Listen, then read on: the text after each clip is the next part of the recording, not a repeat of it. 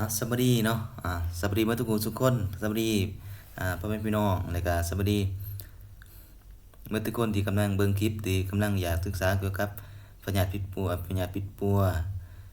หรือว่าพยาธิปิดปัวทางเพศสัมพันธ์หรือพยาธิพอตพเนาะสำหรับมื้อนี้เฮาก็สิมาอ่าแนะนำวิธีการปินปัวแพรฮิมออนเนาะหรือว่า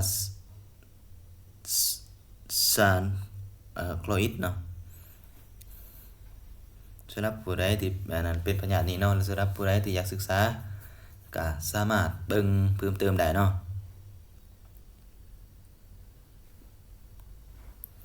ก็สามารถเบิ่งเพิ่มเติมได้ก็คือในการใส่ยาแนวใดเนาะในการผู้ใดที่เป็นพยาธิแพรฮิมออนนี้ก็คือใส่ยาหยังแน่ว่าซี่เนาะเฮาควรกินยาหยังแน่ใส่ยาหยังแน่สำหรับเฮาเป็นพยาธินี้เนาะง่ายๆก็คือการใส่ยาต้านเชื้อก็คือเซฟทริอาโซนเนาะ250มิลลิกรัมสักกรัมเทื่อเดียวเนาะแล้วก็ถามประวัติการแพ้ยาเนาะเปนิซิลลินก่อนซักเนาะก็คือถามประวัติคนเจ็บก่อนนั่นแหละมีการแพ้ยานี้บ่เนาะก็คือแพ้ยาเปนิซิลลินนั่นแหละมีเคยใส่ยาหยังแน่เคยแพ้ยานี้บ่แล้วก็เคยแพ้ยาหยังแน่เนาะถ้ามีการแพ้กันหยังได้แม่นบ่ให้ใส่เนาะอย่าควรระมัดระวังเนาะก็ควรถามก่อนแล้วก็ทดลองยาก่อนเนาะก็หรือเฮาอยากใส่ยาตัวนี้ก็ได้เนาะแต่ว่าเฮาใส่ยาข้างเทิงนี้คันเฮาบ่มียาข้างเทิงนี้เนาะหรือเฮาสะดวกมียาอยู่รุมก็ได้เนาะยาก็คือยาสเปกติโนมิซินเนาะ2มิลลิกรัมสักกรัมตัวเดียวเนาะก็คือการสักกรัมตัวเดียวเนาะแต่คันเฮาบ่มียาตัวนี้เฮาสะดวกในการกินบ่หรือว่าก็แม่นสามารถซื้อยาอะซิโทมิซินเนาะมิซินหรือไมซินนี่แหละ1กรัมเนาะกินเทื่อเดียวเนาะแต่ถ้าเราบ่มียานี้เนาะหรือเราอยากใส่ยาตัวอื่นจังซี่ตัวยามันมียาอื่นจังซี่เนาะก็แม่นก็เราสามารถใส่ยาตัวนี้ก็ได้เนาะก็คือยาซิโปรโฟลอซาซินเนาะ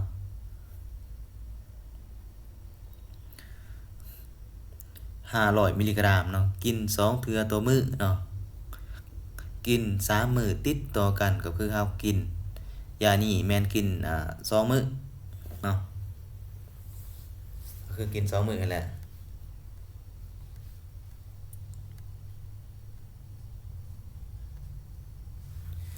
คือกิน2มื้อเนาะกิน3มื้อติดต่อกันเนาะ2เทื่อต่อมื้อคือกินเช้ากินแลงนั่นแหละแล้วหรือเฮามีบ่มียานี้เนาะหรือเฮายาที่ข้างถึงบ่มีหรือเฮามียานี้เนาะอยากใส่ตัวนี้เดี๋ยวเฮาแพ้ยานี้ยาถึงนี่เนาะเฮาสามารถใส่ยาอันนี้เนาะยานี้เนาะก็คือยาหยังยาเอริโทรมิซินเนาะเอริโทรมิซินหรือว่า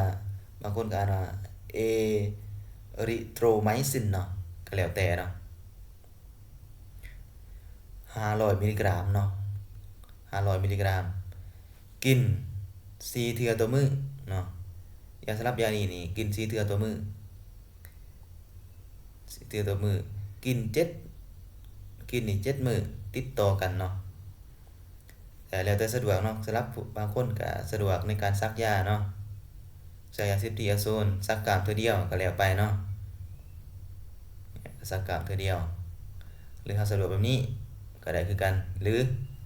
เอาแพ้ยานี้หรือเฮาอยากใส่ยาอยากซักยาอันนี้ก็ได้เนาะสเปกโทมิซินนี่ก็ดีซักเทื่อเดียวเนาะหรือว่าเฮาบ่มียานี้หรือว่าเฮาอยากกินสมมุติว่าเนาะกินก็มีแต่2อย่างแล้วพี่น้องเนาะ3อย่างนี้เนาะมียาอันนี้อะซิโทมิซินนี่เนาะกับ ยาซิปโรโพซินมีแต่3ยานี่แหละแต่ต่างแต่ว่าอะซิโทมิซินนี่กินได้เทื่อเดียวเนาะเทื่อเดียวจบส่วนยา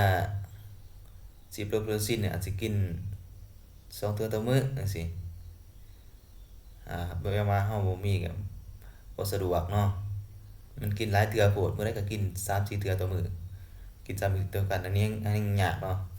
รับบ่สะดวกก็เอาแบบง่ายๆเนาะกิน2มื้อก็ได้สำหรับตัวยาอะริโทมิซินต้องกิน4เทื่อต่อมื้อเนาะขอขอบใจสำหรับผู้ชมที่เบิ่งเฮาตัวนี้เนาะ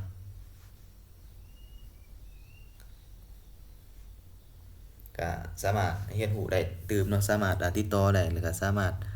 คอมเมนต์เนาะอืมถามได้เนาะในการใช้ยาแนวใดหรือการซื้อยาอยู่ไสก็สามารถทักหาเราได้เนาะขอขอบใจขอให้อยู่ดีมีแรงเด้อสุขภาพแข็งแรงความเจ็บอย่าได้ความไข้อย่ามีเนาะขอขอบใจคลิปหน้าพบกันใหม่เนาะ